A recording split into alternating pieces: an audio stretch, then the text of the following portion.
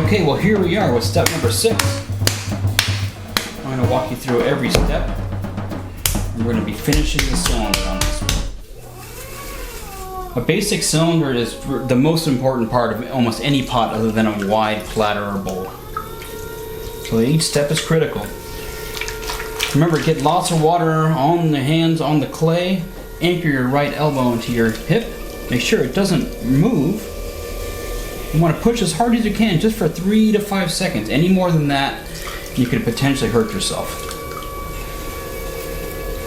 When you have it close to center, you really want to go ahead and try to cone it up if you can. That really means just more pressure with your right hand forward and pulling with your left.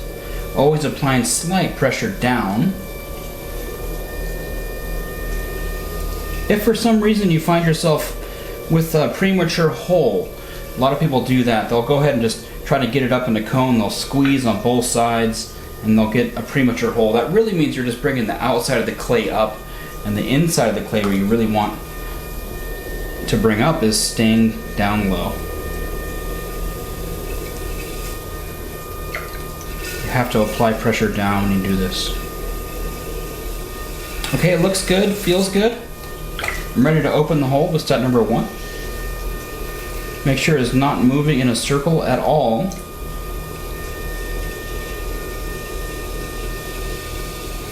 Leave yourself a 1/4 to a 1/2 inch of clay on the bottom. Make a hook like your life depends on it, like you're rock climbing. You want to go ahead and put that down to the deepest portion. Pull out and stop and hold. I like the wheel to be going close to full speed for the first few steps. I'm going to go ahead and collar this clay in just the top half. By wrapping my index finger over while I do this, it keeps everything nice and orderly. Now I'm going to be pointing my finger towards themselves, all the way down at the bottom. My left thumb is over if I can reach. I'm going to be pushing down and in. I can feel the clay compressing between my fingertips. It's now a little bit thinner down on the bottom. Now I can go ahead and just apply pressure up. Now I'm battling centrifugal force the whole time I'm throwing, so I really might have a little bit more pressure with my right hand. That was about step number 5 there. Step number 6 is all the way to the top. You don't want to jump off the top. You really want to just stop and hold right below the rim, which is the top of the pot. And then I'm going to go ahead and repeat. I'm going to collar.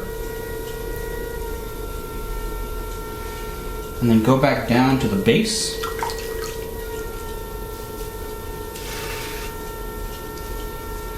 And I'm going to gather, so my hands are going to stay down low.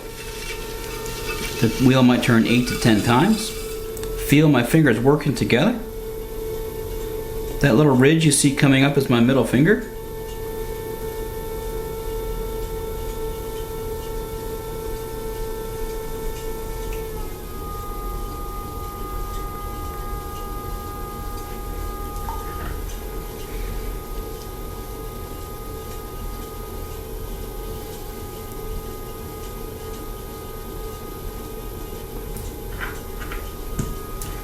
Once we have a straight cylinder with even walls, the shaping becomes limitless. You can make it wider, you can turn it into a bottle, you can turn it into a ball, you can do anything you want.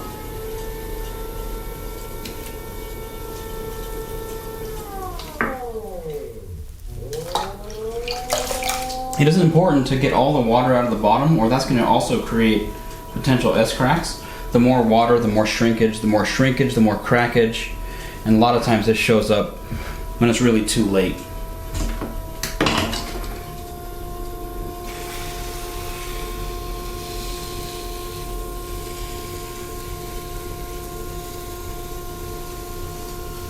Now we have a straight cylinder.